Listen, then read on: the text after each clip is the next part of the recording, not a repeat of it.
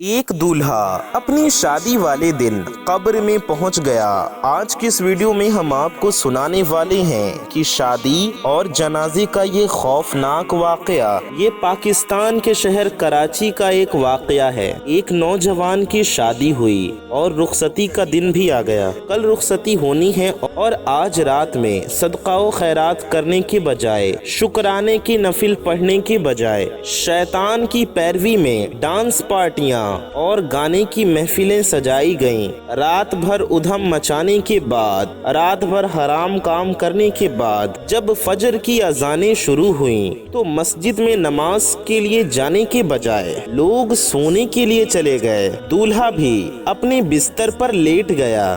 رات بھر تھکن کی وجہ سے اسے گہری نیند آ گئی۔ دوستوں، یہ دن جمعے کا تھا۔ دولہے کی ماں نے کسی کو اسے جگانے کے لیے بھیجا کہ جاؤ میرے لال کو اٹھا دو، آج جمعے کا دن ہے، جلدی غسل کر لے اور تیاری کرے، آج اس کی دلہن گھر آنے والی ہے۔ دولہا کو جگانے کے لیے ایک عزیز پہنچتا ہے اور وہ دولہے کو آوازیں دیتا ہے، لیکن آج تو دولہے میاں جواب نہیں دے رہے تھے۔ اوہو، ایسی بھی کیا تھکن جو آنکھ ہی نہیں کھل رہی ہے۔ عزیز اندر گیا اور اس نے دولہے کو ہلا ڈلا کر دیکھا تو اس کی چیخیں نکل گئیں۔ یہ دولہا تو ہمیشہ کے لیے سو گیا۔ دوستوں، اس دولہے کا انتقال ہو چکا تھا۔ پورے گھر میں اور سارے خاندان میں کوہرام مچ گیا۔ شادی کا گھر ماتم میں بدل گیا۔ جہاں ابھی دھوم دھام سے شہنائیاں بج رہی تھیں، وہاں پر چیخوں پکار مچنے لگی۔ جہاں ابھی ہنسی کے پھوارے ابل رہے تھے، لوگ چہچہا رہے تھے، وہاں اب آنسوؤں کی دھاریں بہنے لگیں۔ لوگ زارو قطار رونے لگے۔ اللہ اللہ، کیا منظر ہوگا وہ! اللہ اکبر، کیا منظر ہوگا وہ! کچھ ہی دیر بعد جس کے سر پر صحرا سجا کر کار میں سوار کیا جانا تھا،